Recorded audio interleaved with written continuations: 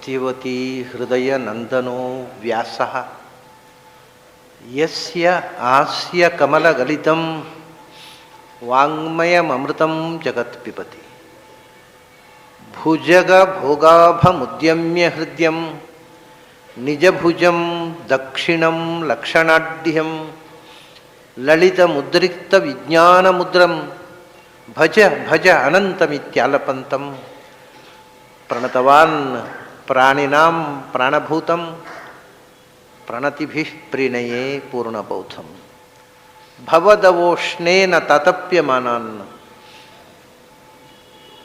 ಭುವಿ ವರಂ ನಾಥಮಪ್ರೇಕ್ಷಮಾಣಾನ್ ಭುವನಮಾನ್ಯೇನ ಚ ಅನ್ಯೇನ ದೋಷ್ಣಾ ಭವತು ಭೀರ್ಮಾ ಇತಿ ನ ಸಾಂತ್ವಯಂತಂ ಪ್ರಣತವಾನ್ ಪ್ರಾಣಿನಾಂ ಪ್ರಾಣಭೂತಂ ಪ್ರಣತಿಭಿಃ ಪ್ರೀಣಯೇ ಪೂರ್ಣಬೋಧಂ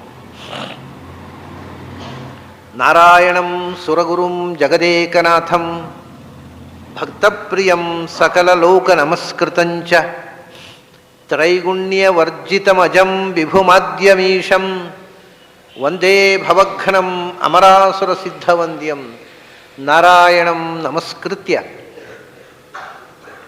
ನರಂಚೈವ ನರೋತ್ತಮಂ ದೇವೀಂ ಸರಸ್ವತೀಂ ವ್ಯಾಸಂ ತತೋ ಜಯಮುದೀರಯೇ.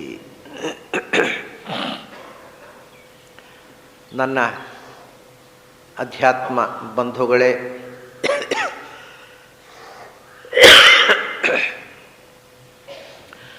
ಮನುಷ್ಯನ ಮನಸ್ಸಿನಲ್ಲಿ ಮೂಡುವ ಎಲ್ಲ ಭಾವನೆಗಳು,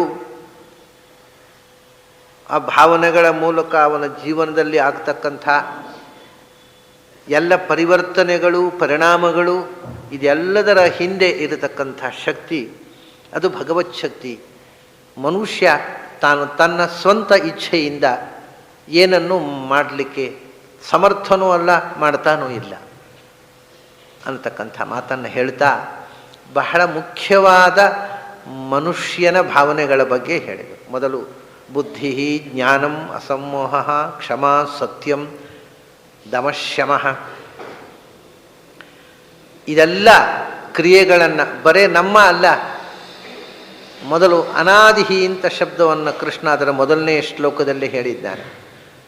ಅನಸ್ಯಾಪಿ ಆದಿಹಿ, ಪ್ರಾಣದೇವರಿಗೂ ಕೂಡ ಬುದ್ಧಿ, ಜ್ಞಾನಂ, ಅಸಮೋಹ, ಕ್ಷಮಾ, ಸತ್ಯಂ, ದಮಃ, ಶಮಃ, ಈ ಎಲ್ಲ ಮಾನಸಿಕ ಕ್ರಿಯೆಗಳನ್ನು ಪ್ರಾಣತತ್ವಕ್ಕೆ ಕೂಡ ನೀಡಿದವನು ಭಗವಂತ.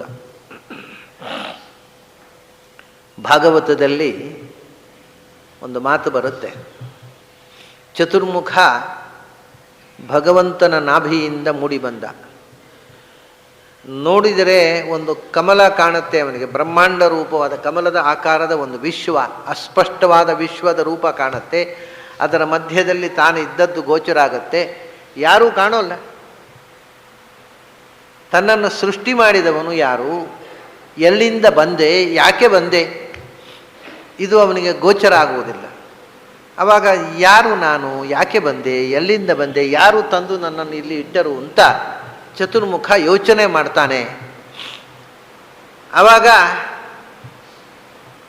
ಎರಡು ಅಕ್ಷರ ಅವನ ಕಿವಿಗೆ ಬಿತ್ತಂತೆ, ಅಷ್ಟೇ ಎರಡು ಅಕ್ಷರ. ಏನು? ತ ಪ. ತವರ್ಗದ ಮೊದಲನೇ ಅಕ್ಷರ, ಪವರ್ಗದ ಮೊದಲನೇ ಅಕ್ಷರ. ಅದು 4ನೇ ಮತ್ತು 5ನೇ ವರ್ಗಗಳು, ಕಾಖ ಗಾಖ 5 ವರ್ಗಗಳಲ್ಲಿ ತಥ ದಥನ ಪಾಪ ಬಭಮ ತವರ್ಗದ ಮೊದಲನೆಯ ಅಕ್ಷರ, ಅಂದರೆ 16ನೆಯ ಅಕ್ಷರ ವರ್ಗದಲ್ಲಿ. ಕಾಖ ಗಾಘಾಂಗ ಚ ಛ ಜ ಛ ನ್ಯ ಟಾಠ ಡಾಢಾಣ ತ 15 ಒಂದು 16. ಆಮೇಲೆ ತಥ ದಧಾನ ಪ ಅನ್ನೋದು 21. 16ನೆಯ ಮತ್ತು 21ನೆಯ ಅಕ್ಷರ ಕೇಳಿಸಿತು ಅಂತ ಹೇಳ್ತಾರೆ ಭಾಗವತದಲ್ಲಿ, ಅಷ್ಟೇ. ಅವನಿಗೆ 16ನೆಯ ಮತ್ತು 22ನೆಯ ಅಕ್ಷರ, 21ನೆಯ ಅಕ್ಷರ ಕೇಳಿತು. ಇದು ಬಹಳ ಮುಖ್ಯವಾದ ವಿಷಯ. ಏನು ಅಂದರೆ, ಭಗವಂತ ನಮ್ಮ ತಲೆಯಲ್ಲಿ ಬಂದ ಪ್ರಶ್ನೆಗಳಿಗೆ ಉತ್ತರ ಏನು ಅಂದರೆ, ನೀನೇ ಯೋಚಿಸಿ ಉತ್ತರ ಕಂಡುಕೋ, ಯೋಚನೆ ಮಾಡುವ ಶಕ್ತಿಯನ್ನು ನಾನು ಕೊಡ್ತೇನೆ, ನಿನ್ನ ತಲೆಯಲ್ಲೇ ಉತ್ತರ ಹೊಳೆಯುವಂತೆ ನಾನೇ ಮಾಡ್ತೇನೆ, ಅದರ ಉತ್ತರ ಕಂಡುಕೊಳ್ಳೋ ಪ್ರಯತ್ನ ನೀನು ಮಾಡು. ತಪ, ಇದು ತಪ ಅನ್ನೋದು ಇಡೀ ವಿಶ್ವಕ್ಕೆ ಭಗವಂತ ಸೃಷ್ಟಿಯ ಆರಂಭದಲ್ಲಿ ಕೊಟ್ಟ ಸಂದೇಶ ತಪ. ನೀನು ಮನಸ್ಸು ಆಳವಾದ ಚಿಂತನೆ ತಪಸ್ಸು ಅಂದರೆ. ಒಂದೋ ತಪ, ಇಲ್ಲದೇ ಇದ್ದರೆ ಪತ ಅಷ್ಟೇ. ಒಂದು ದಮ, ಇಲ್ಲದಿದ್ದರೆ ಮದ. ಒಂದೋ ತಪ, ಇಲ್ಲಾಂದರೆ ಪತ.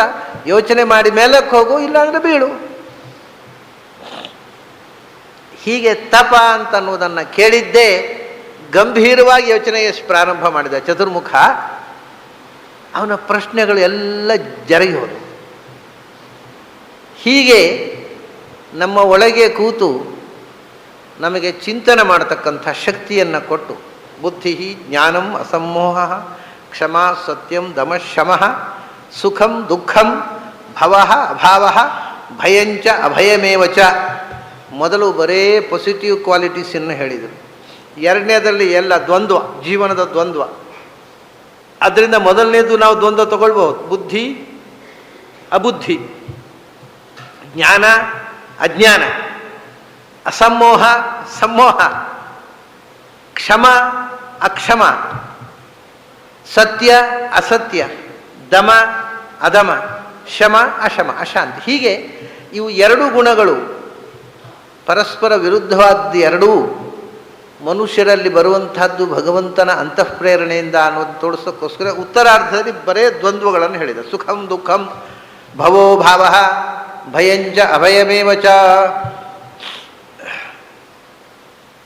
ಜೀವನದಲ್ಲಿ ದ್ವಂದ್ವದಲ್ಲಿ ಮೂಲಭೂತವಾದ ದ್ವಂದ್ವ ಇಷ್ಟೇ, ಭಯ ಅಭಯ, ಇದೊಂದು ದ್ವಂದ್ವ.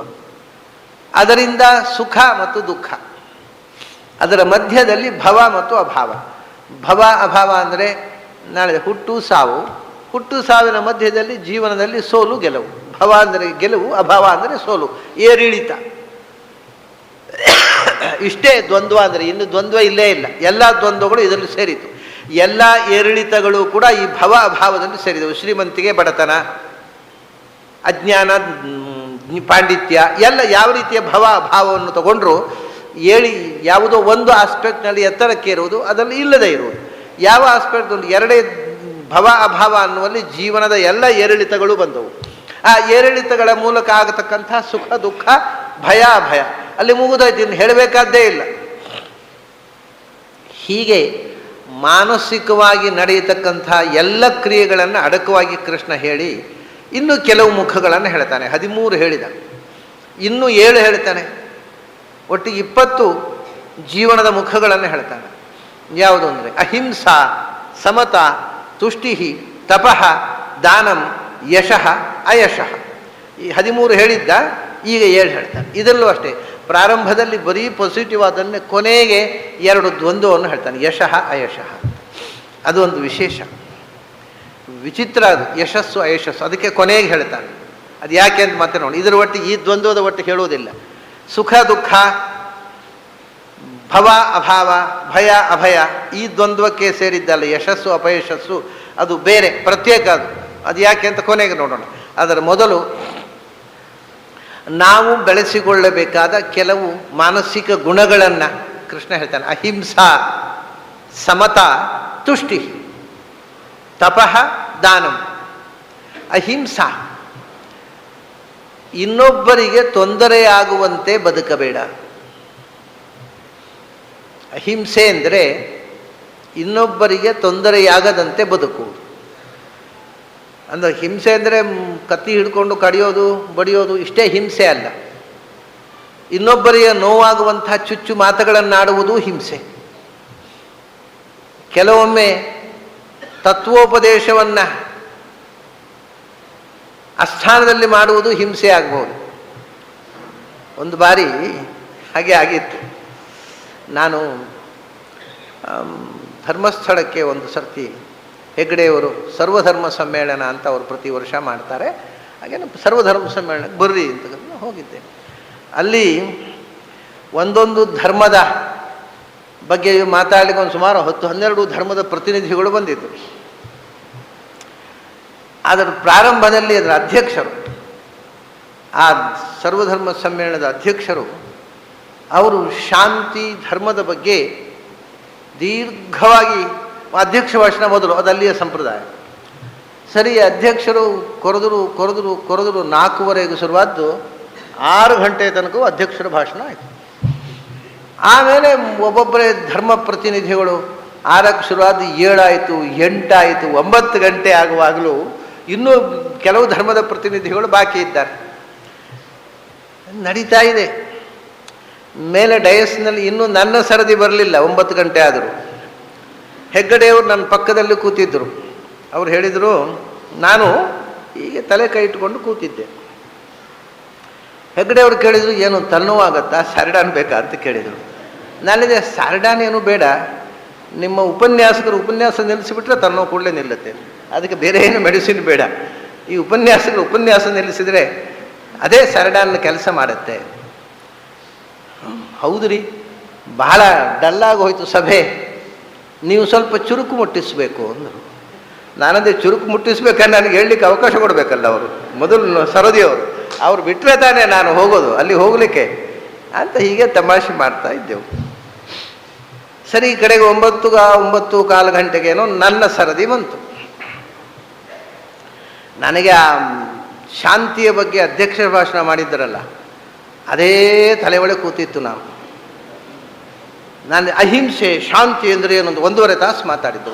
ನಾನು ಹೇಳಿದೆ, ಅಹಿಂಸೆಯ ಬಗ್ಗೆ 1.5 ತಾಸು ಮಾತಾಡುವುದೇ ಕೇಳುವವರಿಗೆ ಹಿಂಸೆ ಅಂತ ಯಾರಿಗೆ ಗೊತ್ತಿಲ್ವೋ ಅವರು ಮಾತಾಡಬಾರ್ದು ಅಂತ ಹೇಳಿದೆ. ನಾವು ಅವರಿಗೆ ಅಹಿಂಸೆಯ ಬಗ್ಗೆ ಮಾತಾಡೋದೇ ಒಂದು ಹಿಂಸೆ, ಕೇಳುವವರಿಗೆ 1.5 ತಾಸು.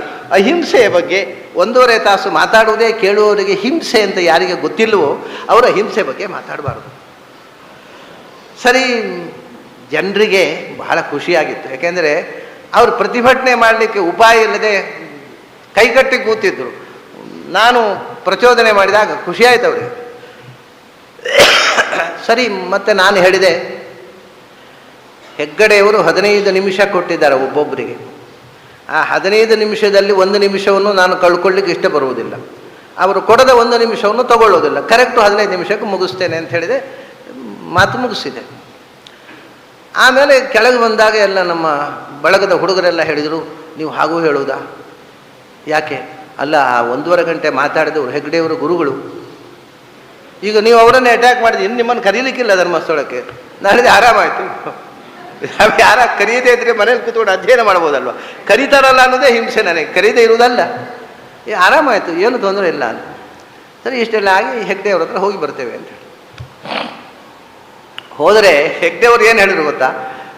ನೀವು ಚಲೋ ಹೇಳಿದಿರಿ, ಯಾಕೆಂದರೆ ನಮ್ಮ ಗುರುಗಳು ನಮಗೆ ಹೇಳಲಿಕ್ಕೆ ಆಗೋದಿಲ್ಲ, ನೀವು ಹೇಳಿಬಿಟ್ರಿ, ಒಳ್ಳೆಯದಾಯಿತು ಹೇಳಿದ್ದು. ಅವರ ಬಗ್ಗೆ ಹೇಳಲಿಕ್ಕೆ ನಮಗೂ ಹೇಳಲಿಕ್ಕೆ ಆಗೋದಿಲ್ಲ, ಏನು ಮಾಡೋದು ಅಂತಿದ್ದೆವು, ನೀವು ಹೇಳಿಬಿಟ್ರಿ, ಒಳ್ಳೆ ಮಾತು ಹೇಳಿದಿರಿ ಅಂತ. ಹೀಗೆ ಒಮ್ಮೊಮ್ಮೆ ಅದು ಎಲ್ಲರೂ ಹೇಳಲಿಕ್ಕೆ ಮುಜುಗರ ಪಟ್ಟು ಹೇಗೆ ಹೇಳುವುದು ಅಂತ ಕೂತು ಹೇಳದೇ ಉಳಿದು ಹೋಗುತ್ತೆ. ಹೇಳಬೇಕಾದ್ದು ಹೇಳದೇ ಉಳಿದು ಹೋಗುತ್ತೆ.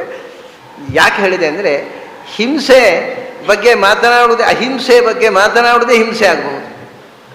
ಹಾಗಾಗಿ ಯಾವುದು ಇನ್ನೊಬ್ಬರಿಗೆ ಹಿಂಸೆಯೋ ಅದು ಎಲ್ಲವನ್ನೂ ತ್ಯಾಗ ಮಾಡಬೇಕು. ಅಹಿಂಸಾ ಅಂದರೆ ಕೆಲವೊಮ್ಮೆ ಹಿಂಸೆ ಮಾಡುವುದರಿಂದ ಅಹಿಂಸೆ ಆಗಬಹುದು, ಆಗ ಹಿಂಸೆ ಮಾಡಬೇಕು. ಇದು ಕೃಷ್ಣ ಭಗವದ್ಗೀತೆಯಲ್ಲಿ ಮಾಡಿದ್ದೆ ಅದನ್ನು.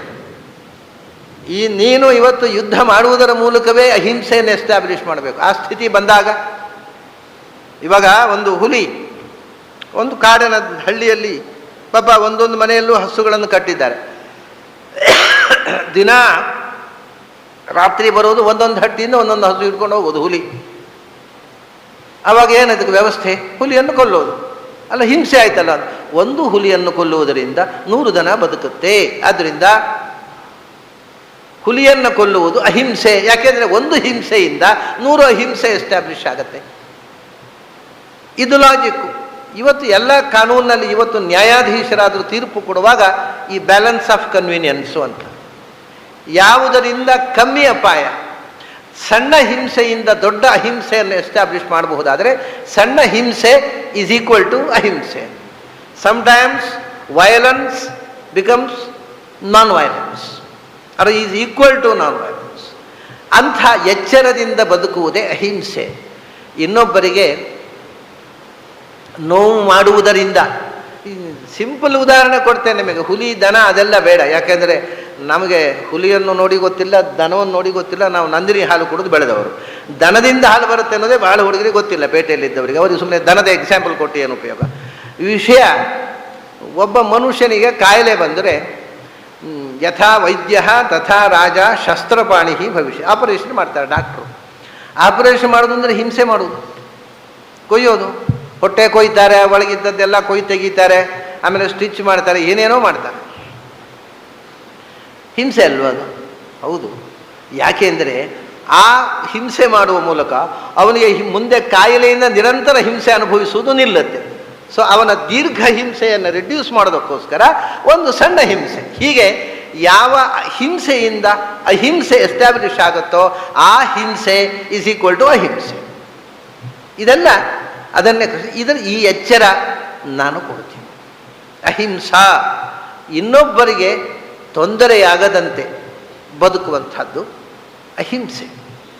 ಅದು ಕಾಯಿಕ, ವಾಚಿಕ, ಮಾನಸಿಕ 3 ವಿಧವಾದ ಹಿಂಸೆಯನ್ನು ತೊರೆಯಬೇಕು. ಯಾಕೆಂದರೆ ಕೆಲವರು ದೈಹಿಕವಾಗಿ ಹಿಂಸೆ ಇವತ್ತು ಮಾಡಿದ್ರಲ್ಲ ಮುಂಬೈಯಲ್ಲಿ ಅಲ್ಲ, ಬುದ್ಧಿ ಇಲ್ಲದ ಮಂದಿ, ಅವು ಪಶುಗಳಿಗೆ ಸಮಾನ. ಅವುಗಳು ಇನ್ನೊಬ್ಬರನ್ನು ಹಿಂಸೆ ಮಾಡುವುದರಿಂದ ಏನೋ ಒಂದು ಮಹಾಕಾರ್ಯ ಮಾಡಿದೆವು ಅನ್ನೋ ಭ್ರಮೆಯಲ್ಲಿ ಇರತಕ್ಕಂಥ ಪಶುಗಳು. ಅವು ನಿಜವಾಗಿ ಹಟ್ಟಿಯಲ್ಲಿ ಕಟ್ಟಬೇಕಾದ ಜಾತಿ.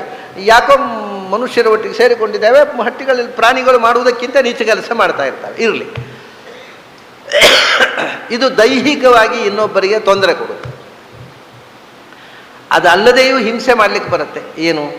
ಕಾಯೇನ ವಾಚಾಮನಸ, ಮಾತಿನಿಂದ ಹಿಂಸೆ. ಇನ್ನೊಬ್ಬರಿಗೆ ನೋವಾಗುವಂಥ ಮಾತು, ಚುಚ್ಚು ಮಾತು ಅನ್ನು ಕೇಳಿದ್ರೇ ಮೈಯೆಲ್ಲ ಪರಚಿಕೊಳ್ಬೇಕು ಅನಿಸ್ಬೇಕು. ಆ ರೀತಿ ಚುಚ್ಚು ಮಾತಿನಿಂದ ನೋಯಿಸುವುದು. ಅದು ಎರಡೂ ಇಲ್ಲದೆ ಇದ್ದರೂ ಕೂಡ ಕೆಲವರಿಗೆ ಬಾಯಲ್ಲಿ ಆಡುವ ಧೈರ್ಯ ಇರೋದಿಲ್ಲ, ಕೈಯಲ್ಲಿ ಮಾಡೋ ಧೈರ್ಯ ಅಂತ ಇಲ್ಲವೇ ಇಲ್ಲ. ಅವರು ಮನಸ್ಸನ್ನು ಕೂತ್ಕೊಂಡು ಸ್ವಾಮೀ ದೇವರೇ ಅವರು ಹಾಳಾಗಿ ಹೋಗಲಿ ಎಂತ ದೇವರೆದುರು ಕೂತು ಮನಸ್ಸಿನಲ್ಲೇ ಪ್ರಾರ್ಥನೆ. ಅವ್ರು ದೇವರೆದುರು ಕೂತು ಪ್ರೇಯರ್ ಎಂಥದ್ದು ಅಂದರೆ ಅವರು ಹಾಳಾಗಿ ಹೋಗಲಿ, ಆಗದೇ ಇದ್ದವರೆಲ್ಲ ಹಾಳಾಗಿ ಹೋಗಲಿ. ಇದು ಮಾನಸಿಕ ಹಿಂಸೆ. ಹೀಗೆ ನಾವು ತ್ರಿಕರಣಗಳಿಂದಲೂ ಪಾಪ ಮಾಡಲಿಕ್ಕೆ ಬರುತ್ತೆ. ತ್ರಿಕರಣ ಪೂರ್ವಕ ಅಂತ ಹೇಳ್ತೇವೆ, ಇದೇ ತ್ರಿಕರಣ.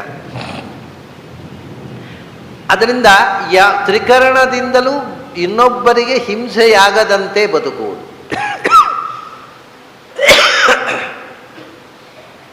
ಈ ದೇಶ, ನಾನು ಹೇಳುವುದು, ಇದು ಸೆಕ್ಯುಲರ್ ಆಗಿ ಎಷ್ಟು ದೊಡ್ಡ ದುರಂತ ಆಯಿತು ನೋಡಿ ಈ ದೇಶಕ್ಕೆ. ಈ ದೇಶ ಕೃಷ್ಣನ ಸಂದೇಶ ಅನ್ನೋದು ಭಾರತದ ಸಂದೇಶ ಅಂತ ಗಟ್ಟಿ ಹಿಡಿದು ಈ 5,000 ವರ್ಷಗಳಿಗೂ ಕೃಷ್ಣನ ಸಂದೇಶವನ್ನು ಆಚರಣೆಗೆ ತಂದು ಅಧ್ಯಯನಕ್ಕಿಟ್ಟಿದ್ದರೆ ಇವತ್ತು ಈ ಮಟ್ಟಕ್ಕೆ ಹಿಂಸೆ ಬರ್ತಿತ್ತ? ಅಹಿಂಸೆಯ ಬಗ್ಗೆ ಎಚ್ಚರ ಮೂಡುತ್ತಿತ್ತು. ಯಾವ ಪ್ರಜ್ಞೆಯೂ ಇಲ್ಲ. ಯಾಕೆಂದರೆ ಧಾರ್ಮಿಕ ಗ್ರಂಥಗಳನ್ನು ಹೇಳಬಾರ್ದು ಮಕ್ಕಳಿಗೆ. ದೇವರು, ಧರ್ಮ ಈ ವಿಷಯ ಶಾಲೆಯಲ್ಲೂ ಹೇಳಬಾರ್ದು, ಮನೆಯಲ್ಲೂ ಹೇಳಬಾರ್ದು. ಯಾಕಂದರೆ ಸೆಕ್ಯುಲರ್ ದೇಶ ಇದು.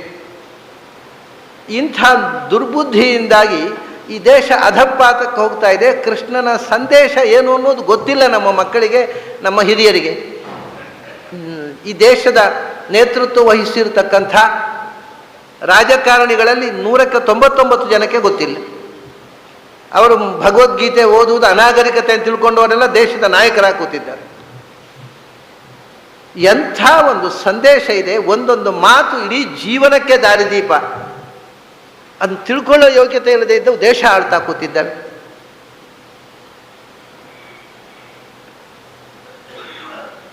ಹೀಗೆ ಅಹಿಂಸಾ ಎರಡನೇ ಮಾತು ನೋಡಿ. ಒಂದೊಂದು ಕೂಡ ಕೃಷ್ಣ ಬಹಳ ಆಳವಾದ ಚಿಂತನೆಗೆ ಅವಕಾಶ ಕೊಟ್ಟು ಆ ಶಬ್ದಗಳನ್ನ ಹಿಂದೆ ಹೇಳಿದ್ದು. ಜ್ಞಾನ ಅಂದರೆ ಜ್ಞಾನವೇ, ಬುದ್ಧಿ ಅಂದರೆ ಬುದ್ಧಿ, ಅದರಲ್ಲಿ ಏನಿಲ್ಲ. ಇಲ್ಲಿ ಹೇಳುವಂಥದ್ದು ಅಹಿಂಸೆ ಅಂದರೆ ನನಗೆ ಕೆಲವು ಸರ್ತಿ ಹಿಂಸೆಯೂ ಅಹಿಂಸೆ ಆಗುತ್ತೆ, ಕೆಲವು ಸರ್ತಿ ಅಹಿಂಸೆಯೂ ಹಿಂಸೆ ಆಗುತ್ತೆ. ಸೊ ಈ ಅಹಿಂಸೆ ಅನ್ನೋದನ್ನು ಬೇರೆ ಕ್ಯಾಟಗರಿ. ಹಾಗೆ ಸಮತಾ, ಈಕ್ವಲ್ ಟ್ರೀಟ್ಮೆಂಟ್, ಎಲ್ಲರನ್ನೂ ಸಮಾನ ದೃಷ್ಟಿಯಿಂದ ನೋಡುವುದು. ಇದು ಹಾಗೆ.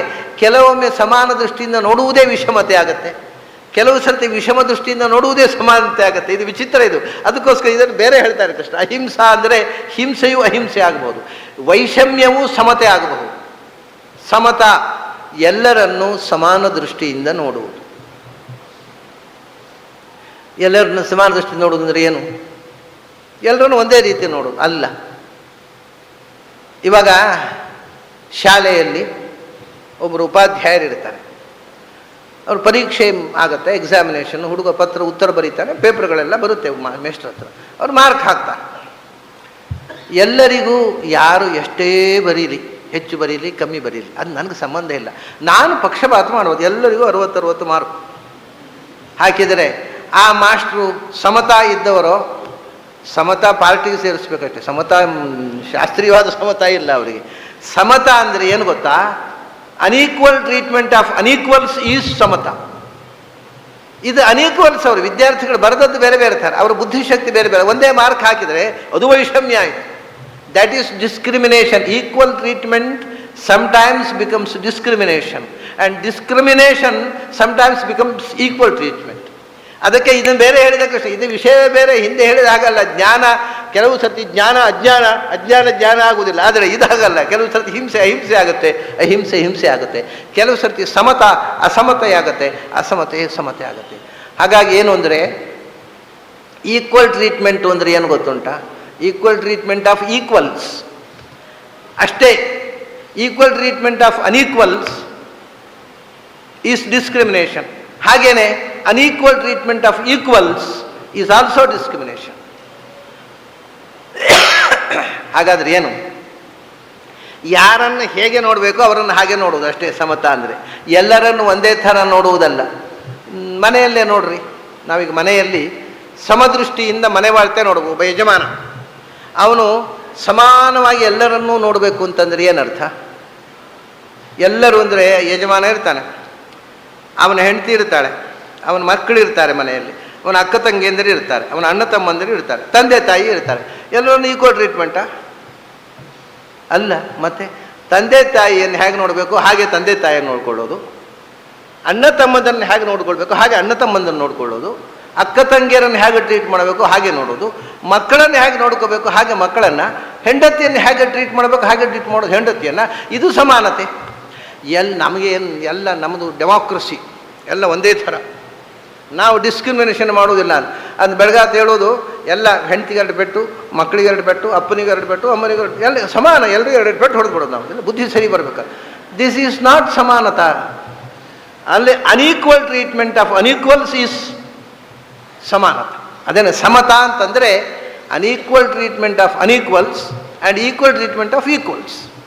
ಯಾರು ಸಮಾನರೋ ಅವರನ್ನು ಸಮಾನವಾಗಿ ಗೌರವಿಸುವುದು ಮತ್ತು ಅಸಮಾನರನ್ನು ಅಸಮಾನರಾಗಿಯೇ ನೋಡೋದು. ನಮ್ಮಲ್ಲಿ ಒಂದು ಈ ಸಭೆ ಸಮಾರಂಭಗಳಲ್ಲಿ ಅಥವಾ ಸರ್ಕಾರಗಳಲ್ಲೂ ಉಂಟು, ಏನು ಅಂದರೆ ಪ್ರಶಸ್ತಿ ಕೊಡುವುದು ಅಂತ. ಈ ಪ್ರಶಸ್ತಿ ಕೊಡುವುದು ಅಂತ ಶುರುವಾದ ಕೂಡಲೇ ಪ್ರಶಸ್ತಿ ನನಗೆ ಕೊಡಿ ಅಂತ ದುಂಬಾಲು ಬೀಳೋರದ್ದು ಒಂದು ವರ್ಗ ಶುರುವಾಗುತ್ತೆ. ಯಾರು ದುಂಬಾಲು ಬೀಳ್ತಾರೆ, ಯಾರಿಗೆ ನಿಜವಾಗಿ ಪ್ರಶಸ್ತಿ ಸಿಗುವ ಸಾಧ್ಯತೆ ಇಲ್ವೋ ಅವರು ದಮ್ಮ ಆಗ್ತಾರೆ, ಇನ್ಫ್ಲೂಯೆನ್ಸ್ ಮಾಡ್ತಾರೆ, ಒತ್ತಡ ಹಾಕ್ತಾರೆ.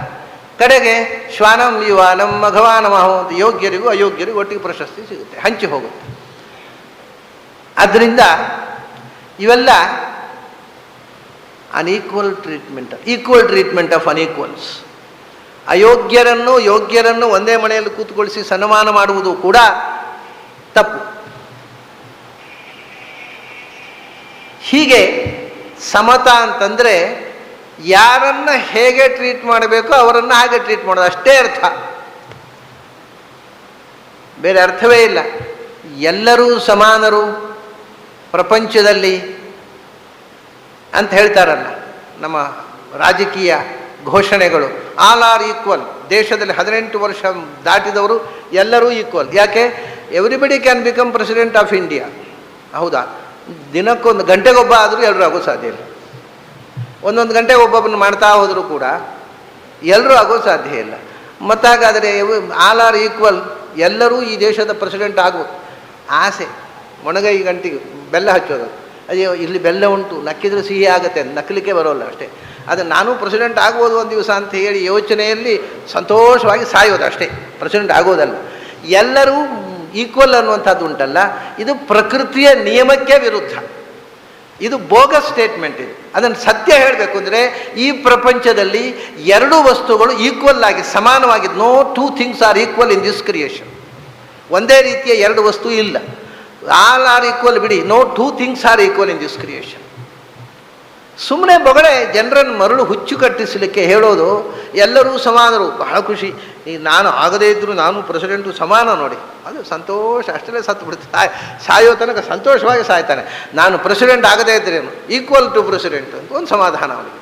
ಈ ಥರ ಜನರನ್ನು ಸುಳ್ಳು ಭರವಸೆಗಳಿಂದ ಕಾಲ್ಪನಿಕವಾದ ಸಂತೋಷ ಹುಟ್ಟಿಸಿ ಮರಳು ಮಾಡುವ ಅಸತ್ಯ ವ್ಯವಹಾರಗಳಿವೆಲ್ಲ. ಯಾರೂ ಈಕ್ವಲ್ ಅಲ್ಲ.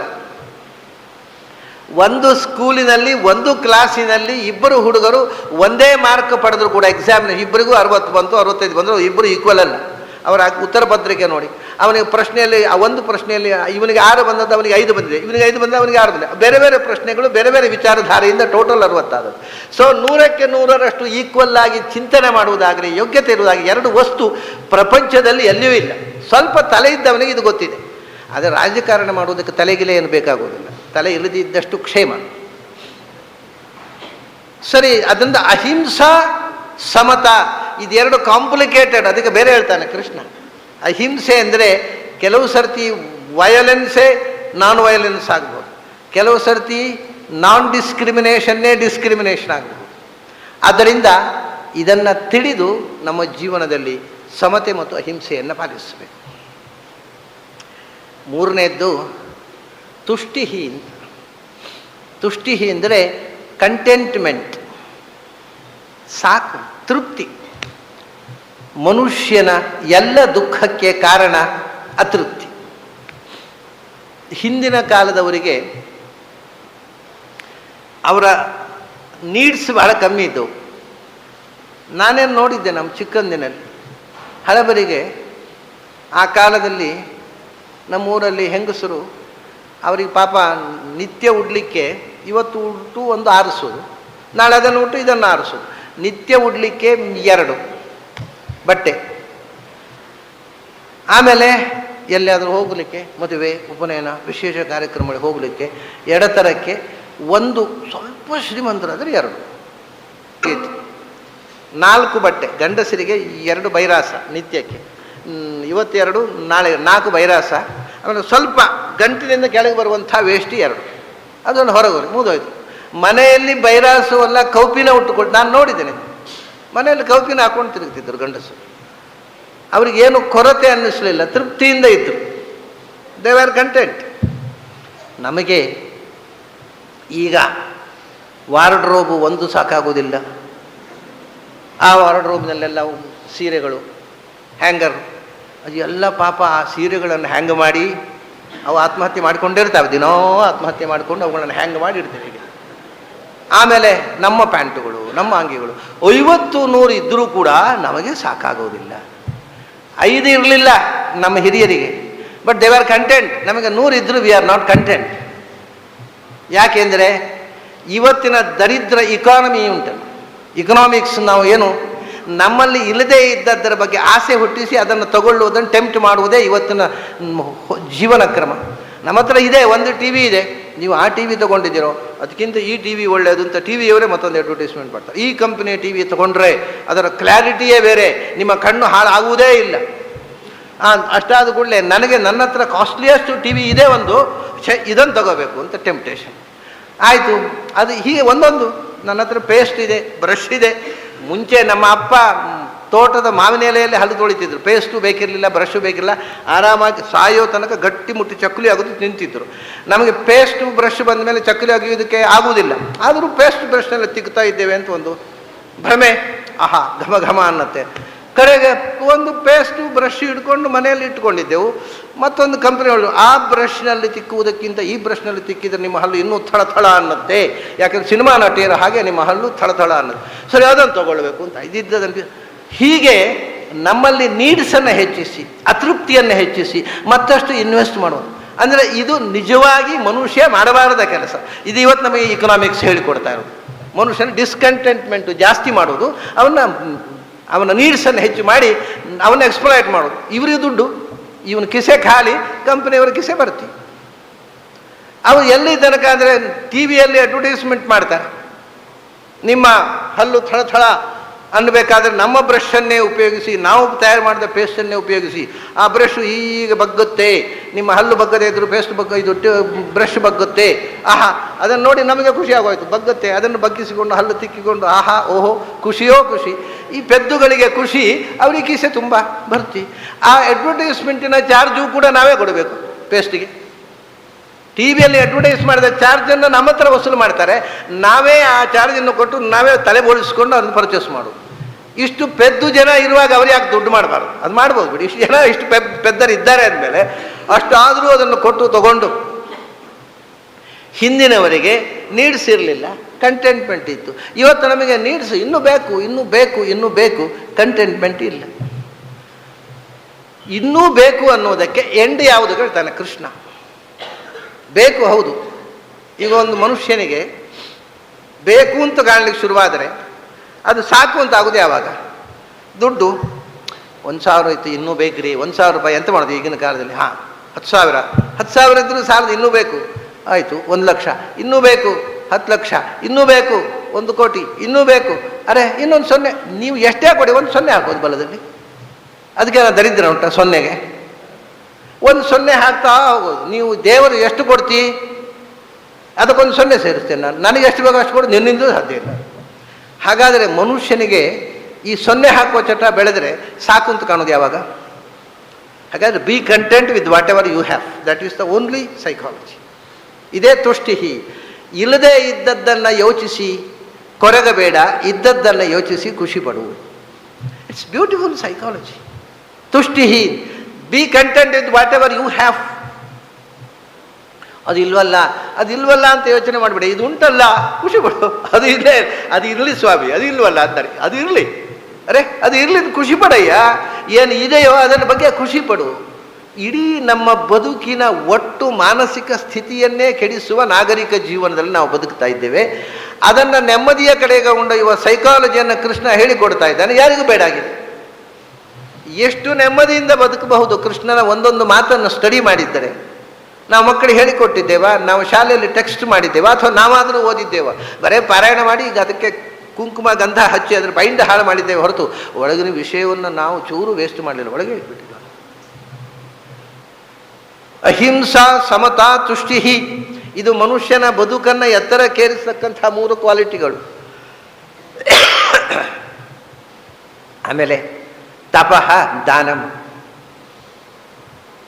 ತಪಸ್ಸು.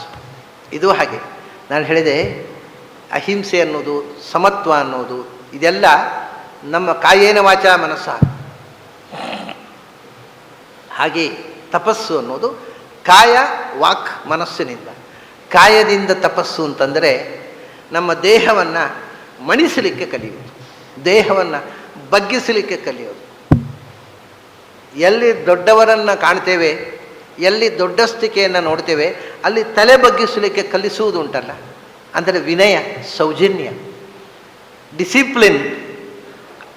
ಇದು ದೇಹದ ತಪಸ್ಸು. ಅದಕ್ಕೋಸ್ಕರ ವ್ರತಾನುಷ್ಠಾನಗಳು, ಏಕಾದಶಿ ದಿವಸ ಉಪವಾಸ ಕೊಡೋದು, ಕೃಷ್ಣಾಷ್ಟಮಿ ದಿವಸ ಉಪವಾಸ ಕೊಡೋದು, ಇಂಥ. ಅದರಿಂದ ಏನು ಅಂದರೆ ನಮ್ಮ ದೇಹ ಯಾವಾಗಲೂ, ದೇಹ ಮತ್ತು ಮನಸ್ಸು ನಾವು ಹೇಳಿದ ಹಾಗೆ ಕೇಳದೇ ಇರುವುದು ಆಹಾರದ ಅತ್ಯಯದಿಂದ ಮತ್ತು ವ್ಯತ್ಯಯದಿಂದ.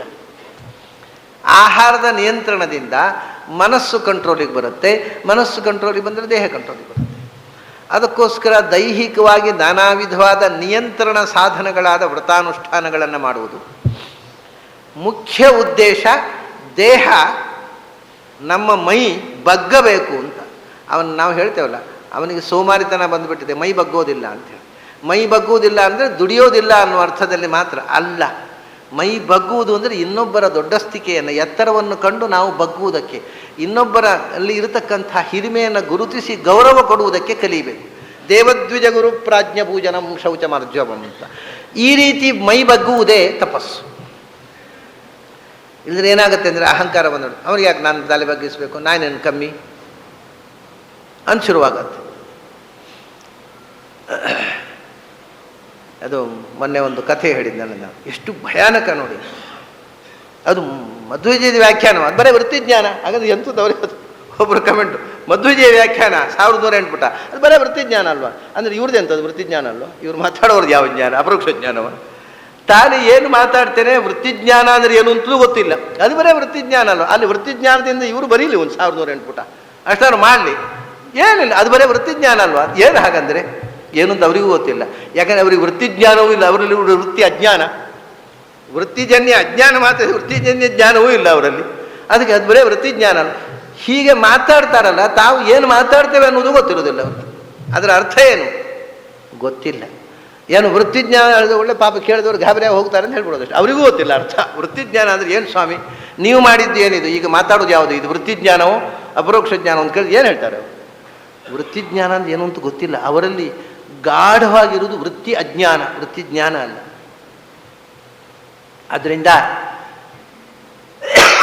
ಇದರ ಕಾರಣ ಏನು?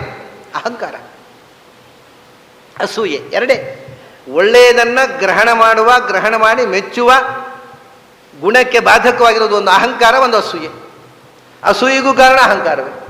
ಅವರನ್ನು ಮೆಚ್ಚಿದರೆ ನಾನು ಅವರಿಗಿಂತ ಸಣ್ಣವನಾದೆ ಅಲ್ವಾ, ಅದು ಇದೇ. ಇಂಥದೇ ಮನುಷ್ಯನಿಗೆ ಮೂಲಭೂತವಾಗಿ ಮನುಷ್ಯನನ್ನು ಕೆಳಕ್ಕೆ ತಳ್ಳುವ ಎರಡು ದುರ್ಗುಣಗಳು, ಅಹಂಕಾರ ಮತ್ತು ಅಸೂಯೆ.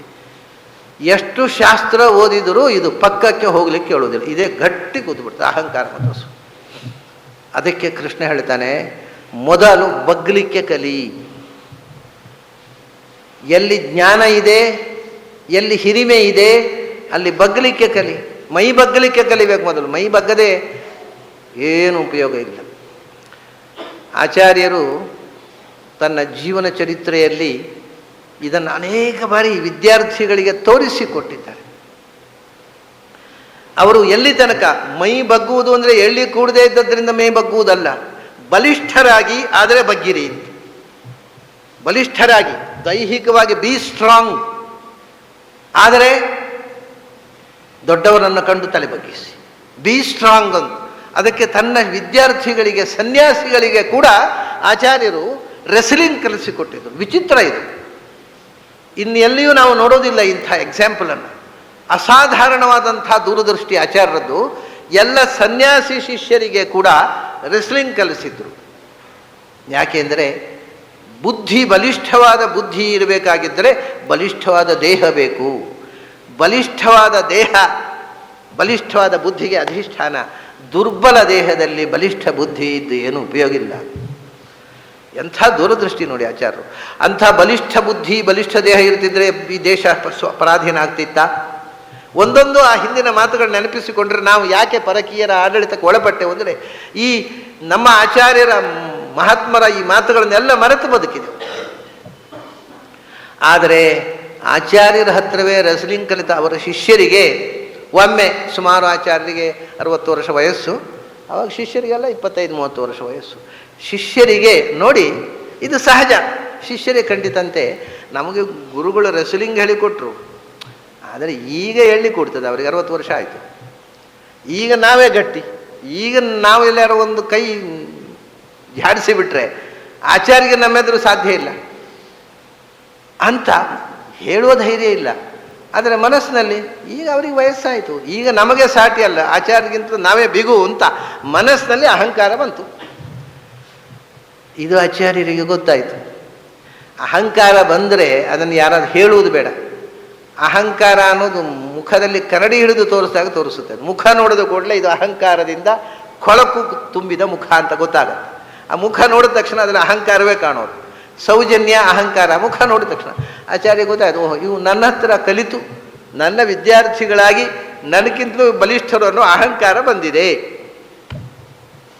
ತಕ್ಷಣ ಏನು ಹೇಳಿದರು ಗೊತ್ತಾ? ಅವರು ಒಟ್ಟಿಗೆ ಆ ಬಾರಿ ಯಾತ್ರೆ ಹೋದರೆ ಸುಮಾರು ಒಂದು 15 ಜನ ಇದ್ದರಂತೆ ವಿದ್ಯಾರ್ಥಿಗಳು. 15 ಜನ ವಿದ್ಯಾರ್ಥಿಗಳು. ಅವರು ಹೇಳಿದರು ಆಚಾರ್ಯರು, ಸುಮ್ಮನೆ ಇಲ್ಲಿ ಬರ್ರೋ ಅಂದ್ರೆ. ಇದು ಅವ್ರ ಜೀವನ ಚರಿತ್ರೆಯಲ್ಲಿ ಇರುವಂಥ ನೋಡಿ, ದೊಡ್ಡವರು ನಡೆಯುವ ರೀತಿ. ಇಲ್ಲಿ ಬರ್ರೋ ಅಂದರು. ಆಚಾರ್ಯರು ಕರೆದ್ರು ಅಂತ ಎಲ್ಲ ಬಂದವು ವಿದ್ಯಾರ್ಥಿಗಳು. ಸುಮ್ಮನೆ ಕಿರಿ ಬೆರಳು ಹೀಗೆ ನೆಲದ ಮೇಲೆ ಇಟ್ಟರು. ನಾನು ಈ ಬೆರಳನ್ನು ನೆಲದ ಮೇಲೆ ಇಟ್ಟಿದ್ದೇನೆ, ಅದನ್ನು ತಪ್ಪಿಸಬೇಕು ನೆಲದಿಂದ, ಗ್ರಿಪ್ಪು. ಒಬ್ಬರೊಬ್ಬರೇ ಅಲ್ಲ, 15 ಜನ ಒಟ್ಟಿಗೆ. ನೀವು 15 ಜನ ಒಟ್ಟಿಗೆ ನನ್ನ ಮೈ ಮೇಲೆ ಬಿದ್ದು ನನ್ನನ್ನು ಕೈಯ ಗ್ರಿಪ್ಪು ತಪ್ಪಿಸ್ಬೇಕು, ತಾಕತ್ತಿದ್ರೆ ತೆಗೀರಿ ಅಂದ್ರಂತ. ಇವು ಅಯ್ಯೋ ಇದೇನು ಮಹಾ ಅಂತ ಎಲ್ಲ ಒಟ್ಟಿಗೆ ಬಿದ್ದವು ಹೇಳಲೇ ಇಲ್ಲ. ಕಡೆ ದಮ್ಮಯ್ಯ ಅವರು ಆಚಾರ್ಯರು ಅವುಗಳ ಮೇಲೆ ತನ್ನ ಹಸ್ತದ ಪ್ರೆಷರ್ ಜಾಸ್ತಿ ಮಾಡಿಬಿಟ್ರು. ಅವು ನಾವು ನಿಮ್ಮ ಈ ದೇಹ ಬಲದ ಒತ್ತಡಕ್ಕೆ ಉಸಿರು ಕಟ್ಟಿ ಸಾಯ್ತಾ ಇದ್ದೇವೆ ಗುರುಗಳೇ, ನಮ್ಮನ್ನು ಕ್ಷಮಿಸಿ ಅಂತ ಹೇಳಿದರು. ಕ್ಷಮಿಸೋದೇನೂ ಇಲ್ಲಪ್ಪ, ಅಹಂಕಾರ ಮಾಡಬೇಡಿ ಅಷ್ಟಕ್ಕೆ ನಿಮಗೆ ಇದು ಪಾಠ. ಅಹಂಕಾರ ಪಡಬೇಡಿ, ಯಾವುದರ ಬಗ್ಗೆಯೂ ಅಹಂಕಾರ ಪಡಬೇಡಿ. ನಿಮ್ಮಲ್ಲಿ ಇರುವಂತಹದ್ದು ದೇವರು ಕೊಟ್ಟದ್ದು ಶಕ್ತಿ ಅಷ್ಟೇ. ದೇವರಿಗೆ ಕೃತಜ್ಞರಾಗಿ ಬದುಕಿ, ಅಹಂಕಾರ ಪಡಬೇಡಿ. ಇದು ಆಚಾರ್ಯರು ವಿದ್ಯಾರ್ಥಿಗಳಿಗೆ ಹೇಳಿಕೊಟ್ಟ ಮಾತು. ಕೃಷ್ಣ ಹೇಳುವುದು ಅದನ್ನೇ, ಇದೆಲ್ಲ ನಾನು ಕೊಟ್ಟದ್ದಲ್ಲಯ್ಯ, ನಿನಗೆಂತ ಅಹಂಕಾರ? ನಿನಗೆ ಅಹಂಕಾರ ನೀನು ಗಳಿಸಿದ್ದ, ನಾನು ಕೊಟ್ಟರೆ ಉಂಟು, ನನಗೆ ಕೃತಜ್ಞನಾಗಿರು. ಇಂಥ ಸದ್ಗುಣಗಳನ್ನು ನನ್ನ ಬದುಕಿನಲ್ಲಿ ಕೊಡು ಭಗವಂತ ಅಂತ ನನ್ನನ್ನು ಪ್ರಾರ್ಥನೆ ಮಾಡು. ಅಹಂಕಾರ ಮಾಡಿ ಏನು ಉಪಯೋಗ? ಏನು ಉಪಯೋಗ ಇಲ್ಲ. ಅಹಂಕಾರದಿಂದ ಯಾವುದನ್ನು ಗಳಿಸಲಿಕ್ಕೆ ಬರುವುದಿಲ್ಲ. ತಪಃ ಹಾಗೆ ಇನ್ನೊಬ್ಬರ ಮುಂದೆ ಬಗ್ಗುವ ಗುಣ ಮತ್ತು ಒಳ್ಳೆಯದನ್ನು ಒಳ್ಳೆಯ ಮಾತುಗಳನ್ನು ಶಾಸ್ತ್ರಗಳನ್ನು ಸದಾ ಹೇಳುವಂಥದ್ದು, ಇನ್ನೊಬ್ಬರಿಗೆ ಹಿತವಾಗುವ ಸಂತೋಷವಾಗುವ ಮಾತುಗಳನ್ನು ಆಡುವುದು ತಪಸ್ಸು. ಮತ್ತು ಮಾನಸಿಕವಾಗಿ ಸದಾ ಆಳವಾದ ಚಿಂತನೆ, ಅದೇ ಚತುರ್ಮುಖನಿಗೆ ಭಗವಂತ ಹೇಳಿದ ತಪ 16 ಮತ್ತು 21. ಇದು ತ್ರಿಕರಣಪೂರ್ವಕವಾಗಿ ನಿರಂತರ ಆಳವಾದ ಚಿಂತನೆ ನಡೆಯಬೇಕು. ತಪಸ್ಸು ಅಂದ್ರೆ ಅದೇ, ಸ್ವಾಧ್ಯಾಯ ಪ್ರವಚನೆ ಏವೇತಿ ನ ಕೋ ಮೌದ್ಗಲ್ಯ ತದ್ಧಿ ತಪಸ್ತದ್ಧಿ ತಪಃ. ತಪಸ್ಸು ಅಂದ್ರೆ ಏನು? ನಿರಂತರ ಶಾಸ್ತ್ರವನ್ನು ನೀನು ಓದಿ ಅರಗಿಸಿಕೊಂಡದ್ದನ್ನು ಮುಂದಿನ ತಲೆಮಾರಿಗೆ ಕೊಡು. ಸ್ವಾಧ್ಯಾಯ ಪ್ರವಚನ ಕೊಡುವ ಮುಂಚೆ, ಪ್ರವಚನ ಅಂದರೆ ಪಾಠ ಹೇಳುವುದು ಅಂತ. ಯಾರಿಗೆ? ಮೊದಲು ಓದಿದ್ದನ್ನು ನಿನಗೇ ಪಾಠ ಹೇಳು. ಸ್ವಪ್ರವಚನ, ಓದಿದ್ದನ್ನು ಇನ್ನೊಬ್ಬರಿಗೆ ಪಾಠ ಹೇಳುವ ಮುಂಚೆ ನಾವು ಪಾಠ ಹೇಳಬೇಕು. ನಾವು ಪಾಠ ಹೇಳಿಕೊಂಡು ಅರ್ಥ ಆಯಿತು ಅಂತ ನಮಗೆ ಭರವಸೆ ಆದಮೇಲೆ ಇನ್ನೊಬ್ಬರಿಗೆ ಶುರು ಮಾಡಬೇಕು. ಅದು ಈಗ ಏನು ಅಂದರೆ ಸ್ವಪ್ರವಚನ ಇಲ್ಲವೇ ಇಲ್ಲ. ಪಾಠ ಆದ ತಕ್ಷಣ ಮರು ದಿವಸ ಪ್ರವಚನವೇ ಶುರು ಮಾಡಿಬಿಡೋದು. ಕಡೆಗೆ ಹೇಳಿದವರಿಗೂ ಅರ್ಥ ಆಗುವುದಿಲ್ಲ, ಕೇಳಿದವರಿಗೂ ಅರ್ಥ ಆಗುವುದಿಲ್ಲ. ಏನಾಯಿತು? ಏನು ಅದ್ಭುತ ಪ್ರವಚನ, ಯಾಕೆಂದರೆ ಯಾರಿಗೂ ಅರ್ಥ ಆಗಲಿಲ್ಲ, ಅಷ್ಟು ಅದ್ಭುತವಾಗಿತ್ತು ಅಷ್ಟೇ. ಹೇಳಿದವರಿಗೂ ಅರ್ಥ ಆಗಲಿಲ್ಲ, ಕೇಳಿದವರಿಗೂ ಅರ್ಥ ಆಗಲಿಲ್ಲ, ಅಷ್ಟು ಅದ್ಭುತವಾದ ಪ್ರವಚನ. ಇದು ಮೊದಲು ನಾನು ಏನು ಹೇಳುತ್ತೇನೆ ಅದನ್ನು ನಾನು ಅರ್ಥ ಮಾಡಿಕೋಬೇಕು, ಅದು ಸ್ವಪ್ರವಚನ. ಅದಾದ ಮೇಲೆ ನನಗೆ ಹೇಳಿ ಜಿತ ಆದ ಮೇಲೆ ನನಗೆ ಅದು ಖಚಿತವಾಗಿ ಅದರ ಫಾರ್ಮು ನನ್ನ ಮನಃಪಟಲದಲ್ಲಿ ಆ ಚಿತ್ರ ಮೂಡಬೇಕು. ಅದನ್ನು ಇನ್ನೊಬ್ಬರಿಗೆ ನಾನು, ಅದೇ ತಪಸ್ಸು. ಇದು ಸ್ವಾಧ್ಯಾಯ ಪ್ರವಚನೆ ಏವೇತಿ ನಾಕೋ ಮೌದ್ಗಲ್ಯ ತದ್ಧಿ ತಪಸ್ತದ್ಧಿ ತಪಃ. ತಪಃ ಇದಿಷ್ಟಾದ ಮೇಲೆ ಕೊನೆಗೆ ಹೇಳ್ತಾನೆ ಯಶಃ ಅಯಶಃ. ಬಹಳ ವಿಚಿತ್ರ ಇದು. ಯಶಸ್ಸು, ಒಳ್ಳೆಯದನ್ನು ಮಾಡಿಯೂ ಕೂಡ ಮನುಷ್ಯ ಅಪಯಶಸ್ಸು ಕೇಳಬಹುದು. ಅದಕ್ಕೋಸ್ಕರ ಕೊನೆಗೆ ಹೇಳುವುದು ಇದು ನಿಶ್ಚಿತ ಅಲ್ಲಪ್ಪ. ಯಶಃ ಅಯಶಃ. ಒಬ್ಬ ಕೆಟ್ಟದ್ದು ಮಾಡಿ ಯಶಸ್ಸು ಪಡಿಬೋದು, ಭಾರೀ ಕೀರ್ತಿ, ವೆರಿ ಪಾಪ್ಯುಲರ್. ಅವನು ಕೆಟ್ಟದ್ದನ್ನು ಮಾಡಿ ಜಗತ್ ಪ್ರಸಿದ್ಧ ಆಗಬಹುದು. ಒಬ್ಬ ಇಡೀ ಜೀವಮಾನ ಒಳ್ಳೆಯ ಕೆಲಸ ಮಾಡಿ ಬೇಡವಾದ ಅಪವಾದ ಕೇಳಿ ದುರಂತಕ್ಕೊಳಗಾಗಬಹುದು. ಇದು ವಿಚಿತ್ರ. ಅದಕ್ಕೆ ಹೇಳ್ತಾನೆ ಯಶಸ್ಸು ಅಪಯಶಸ್ಸು. ಅದು ಯಾವುದರಿಂದ? ಅದು ನಿನ್ನ ಜೀವದ ನಡೆಯ ಮೇಲೆ ತೀರ್ಮಾನ ಆಗುವಂಥದ್ದು. ಒಳ್ಳೆಯ ಕೆಲಸ. ಯಶಃ ಅಂದರೆ ಯಾತೀತಿ ಯಶಃ ಅಂತ. ಕೀರ್ತಿ ಅಂದರೆ ಈಗ ನಮ್ಮ ಎದುರಿನಲ್ಲಿ ಕೀರ್ತನೆ ಮಾಡ್ತಾರೆ. ಎದುರಿನಲ್ಲೇ ಅಂತಲ್ಲ, ಒಟ್ಟು ಜನ ಕೀರ್ತನೆ ಮಾಡ್ತಾರೆ. ಅವನ ಒಳ್ಳೆಯತನವನ್ನು ಹೇಳುವುದು, ಆ ಒಳ್ಳೆಯತನವನ್ನು ಆಡುವುದುಂಟಲ್ವ, ಅದು ಕೀರ್ತಿ. ಕೀರ್ತಿ ಅಂದರೆ ಆಡುವುದು, ಕೀರ್ತನ, ಟು ಅಟರ್. ಯಶಸ್ಸು ಅಂದರೆ ಯಾತೀತಿ ಯಶಃ. ಆ ಆಡ್ತಾ ಊರಿಂದವರಿಗೆ ಅವನ ಹಿರಿಮೆ ಹಬ್ಬುವುದುಂಟಲ್ವ, ಅದು ಯಶಸ್ಸು. ಕೀರ್ತಿ ಅಂದರೆ ಆಡುವುದು, ಆಡ್ತಾ ಹಬ್ಬುವುದು ಯಶಸ್ಸು. ಯಾಕೆ? ಎಲ್ಲೆಡೆಗೆ ಹಬ್ಬಿತು. ಅವನು ಎಲ್ಲಿ ಹೋದರೂ ಅವ್ರ ಮಾತುಸ್ವಾಮಿ, ಎಲ್ಲಿ ಹೋದರೂ ಅವ್ರನ್ನ ಹೊಗಳ್ತಾರೆ ಅಂತೇವಲ್ಲ, ಅದು ಯಶಸ್ಸು. ಒಳ್ಳೆಯ ಕೆಲಸ ಮಾಡಿ ಕೆಟ್ಟ ಹೆಸರು ಕೇಳಬಹುದು, ಹೇಳಲಿಕ್ಕೆ ಬರುವುದಿಲ್ಲ. ಒಳ್ಳೆಯ ಕೆಲಸವನ್ನು ತಪ್ಪು ತಿಳ್ಕೊಂಡು ಅವನ ಬಗ್ಗೆ ಇಲ್ಲದ ಸಲ್ಲದ ಅಪವಾದ ಹಾಕು. ಅಥವಾ ಒಬ್ಬ ಕೆಟ್ಟ ಕೆಲಸ ಮಾಡಿ ಅದನ್ನು ಮುಚ್ಚಿಟ್ಟು ತಾನು ಒಳ್ಳೆಯ ಕೆಲಸ ಮಾಡಿದ್ದು ಅಂತ ತೋರಿಸಿ ಜನರನ್ನು ಮೋಸ ಮಾಡಿ ಕೀರ್ತಿ ಪಡೆಯಬಹುದು. ಯಾವ ಯಶಸ್ಸು? ಅದಕ್ಕೋಸ್ಕರ ಯಶಃ ಅಯಶಃ.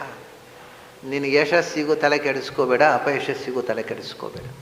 ಇದು ಎರಡಕ್ಕೂ ಅರ್ಥ ಇಲ್ಲ ಅಂತಾನೆ ಕೃಷ್ಣ. ಅದಕ್ಕೆ ಕೊನೆಗೆ ಹೇಳಿದ್ದದು, ಒಳ್ಳೆ ಕೆಲಸ ಮಾಡಿಯೂ ಯಶಸ್ಸು ಬರ್ಬೋದು, ಕೆಟ್ಟ ಕೆಲಸ ಮಾಡಿ ಬರ್ಬೋದು. ಒಳ್ಳೆ ಕೆಲಸ ಮಾಡಿಯೂ ಅಪಯಶಸ್ಸು ಬರ್ಬೋದು, ಕೆಟ್ಟ ಕೆಲಸ ಮಾಡಿಯೂ ಅಪಯಶಸ್ಸು ಬರ್ಬೋದು. ಬಹಳ ವಿಚಿತ್ರ. ಕೃಷ್ಣನಿಗೆ ಬರಲಿಲ್ವ? ಕೃಷ್ಣ ಅದನ್ನು ತಾನು ತನ್ನ ಅವತಾರದಲ್ಲಿ ಮಾಡಿ ತೋರಿಸಿದ್ದಾನೆ ಇನ್ನೊಬ್ಬರಿಗೆ. ನಿಮಗೆ ಅಷ್ಟೇ ಅಲ್ಲ, ನನಗೂ ಆಗಿದೆ ಅಂತಾನೆ ಕೃಷ್ಣ. ಎಲ್ಲ ಮನುಷ್ಯರಿಗೆ ಏನೇನು ಪಾಠ ಹೇಳಬೇಕೋ ಅದೆಲ್ಲವನ್ನು ತನ್ನ ಜೀವನದಲ್ಲಿ ಮಾಡಿ ತೋರಿಸಿದ್ದಾನೆ ಕೃಷ್ಣ. ಆ ಸ್ಯಮಂತಕಮಣಿ ಪ್ರಸೇನ ಹಿಡ್ಕೊಂಡು ಗಾಡಿಗೆ ಹೋದು, ಅದು ಸಿಂಹ ಅವನನ್ನು ಕೊಂದು ಆ ಮಣಿಯನ್ನು ಜಾಂಬವಂತ ಹಿಡ್ಕೊಂಡು ಹೋದರೆ ಸತ್ರಾಜಿತ್ ಏನು ಹೇಳಿದ? ಆ ಮಣಿಯ ಒಡೆಯ ಸತ್ಯಭಾಮೆಯ ಅಪ್ಪ, ಮುಂದೊಂದು ದಿನ ಕೃಷ್ಣನ ಹೆಣ್ಣು ಕೊಟ್ಟ ಮಾವ ಆಗುವವ. ಅವನು ಹೇಳಿದ, ಅದು ಕೃಷ್ಣನ ಕಥೆ ಅಲ್ವಾ, ಅವನದೆಲ್ಲ ಹಾಗೆ. ಅವನು ಎಲ್ಲೋ ನನ್ನ ತಮ್ಮನನ್ನು ಕಾಡಿನಲ್ಲಿ ಹೋದವನನ್ನು ಮುಗಿಸಿ ಎಲ್ಲ ಹಾರಿಸಿದ್ದಾನೆ, ಮಣಿ ಇದು ಕೃಷ್ಣನ ಪಿತೂರಿ ಅಂತ ಹೇಳಿಬಿಟ್ಟ. ಸ್ವಾಮಿ, ಕೃಷ್ಣನೇ ಸ್ವತಃ ಅಪವಾದ ಹೊತ್ತಿದ್ದಾನೆ ನಮ್ಮ ನಿಮ್ಮ ಪಾಡಿಗೆ. ಇದು ಕೃಷ್ಣ, ಅವನಿಗೆ ಆಸೆ ಇತ್ತು, ಕದ್ದ ಅಂತ ಅಪವಾದ ಹಾಕಿಬಿಟ್ಟ ಸತ್ರಾಜಿತ್. ಕೃಷ್ಣನಿಗೆ ಮಣಿ ಕದ್ದ ಅಪವಾದ ಬಂತು, ಸ್ಯಮಂತಕ ಮಣಿ ಕದ್ದ ಅಪವಾದ ಬಂತು. ಅದಕ್ಕೋಸ್ಕರ ಯಾದವರನ್ನೆಲ್ಲ ಕರ್ಕೊಂಡು ಹೋಗಿ ಕಾಡಿನಲ್ಲಿ ಒಂದೊಂದು ಹಂತವನ್ನು ತೋರಿಸಿದ. ತಾನೊಬ್ಬನೇ ಅಲ್ಲ, ನೀವು ಬನ್ನಿ ಯಾದವರು ನೋಡೋಣ, ಹೌದಾ ಅದು ಹೇಗೆ ಮಣಿ ಕಳವಾಯಿತು, ಅದು ಕೃಷ್ಣ ಕದ್ದದ್ದು ಹೌದು, ಯಾದವರೆಲ್ಲರೂ ತೀರ್ಮಾನ ಮಾಡಬೇಕು, ಕೃಷ್ಣ ಸುಮ್ಮನೆ ಕೊಡಲಿಲ್ಲ. ಬರ್ರಿ ಹೋಗೋಣ. ಕಾಡಿಗೆ ಹೋದಾಗ ಪ್ರಸೇನನ ಹೆಣ ಸಿಕ್ತು, ಸತ್ತು ಬಿದ್ದಿದ್ದಾನೆ. ಅವನನ್ನು ಸಿಂಹ ಕೊಂದಿದ್ದು, ಸಿಂಹದ ಉಗುರಿನ ಗುರುತು, ನೆತ್ತರಿನ ಛಾಯೆ ಸಿಕ್ಕಿತು. ಹುಡುಕಿಕೊಂಡು ಹೋದರು ಯಾದವರೆಲ್ಲ. ನೋಡಿದರೆ ಸಿಂಹದ ಹೆಣ ಬಿದ್ದಿದೆ. ಸಿಂಹವನ್ನು ಜಾಂಬವಂತ ಕೊಂದಿದ್ದು, ಸಿಂಹದ ಅಲ್ಲಿಂದ ಜಾಂಬವಂತನ ಗುಹೆ ತನಕ ನೆತ್ತರು. ಇದು ಕೃಷ್ಣನಿಗೆ ಸಂಬಂಧಪಟ್ಟದ್ದಲ್ಲ.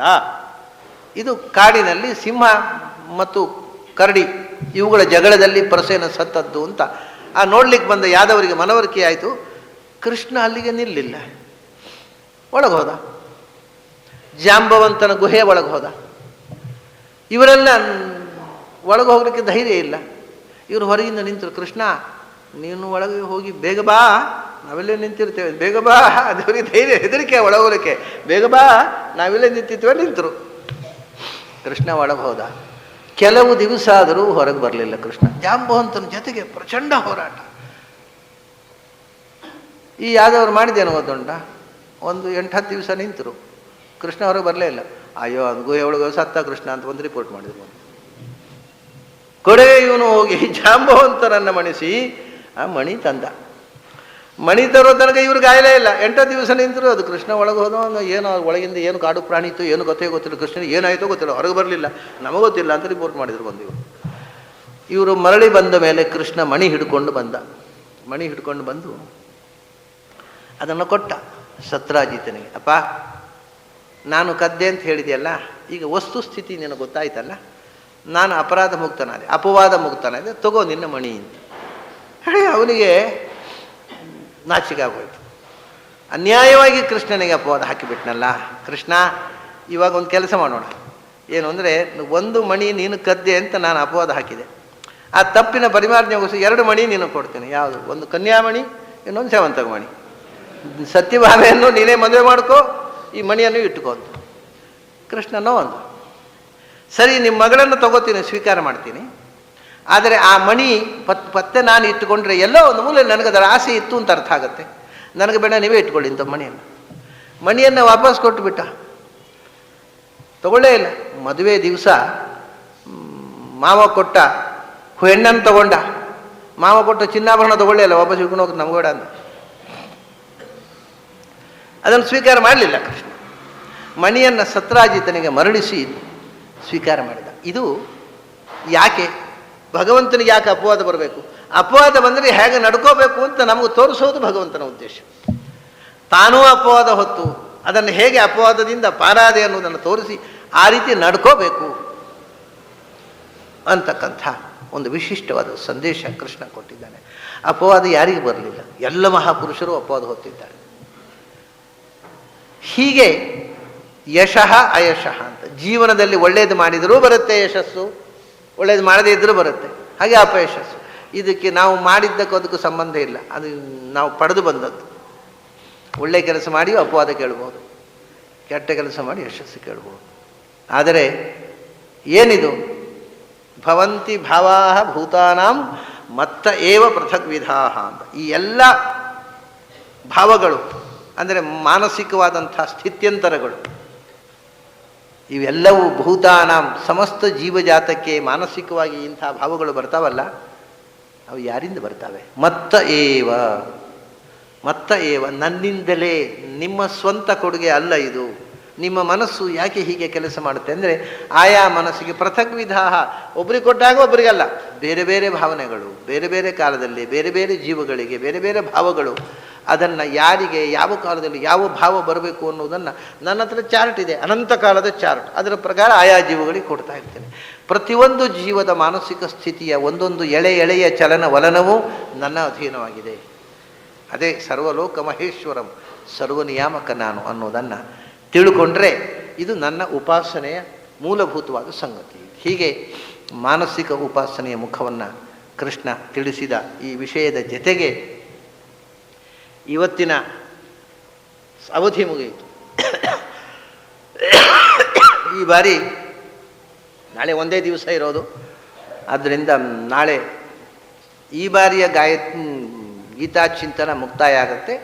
ಆಮೇಲೆ ಯಾವಾಗ ದಿವಸ ಸಿಗುತ್ತೆ ನೋಡಿಕೊಂಡು ಮುಂದಿನ ವ್ಯವಸ್ಥೆ ಮಾಡ್ತಾರೆ ಗುರುರಾಜಾಚಾರ್ಯರು, ಅವರೆಲ್ಲ ನೋಡಿಕೊಂಡು ಮುಂದೆ ಯಾವಾಗ ಸರಿಯಾದಂಥ ಅನುಕೂಲದ ದಿವಸಗಳಿವೆ ಅದರ ವಿಚಾರ ಮಾಡ್ತಾ ಇದ್ದಾರೆ ಅವರು.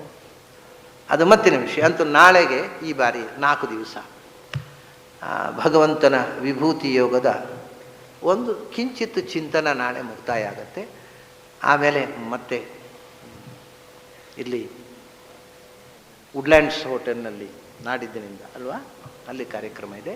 ಹಾಗಾಗಿ ಯಾವುದೋ ಒಂದು ಮುಖದಿಂದ ಒಂದೊಂದು ಕಡೆ ಒಂದೊಂದು ವಿಷಯದ ಭಗವತ್ ಚಿಂತನೆ ನಡೀತಾ ಇರ್ತದೆ.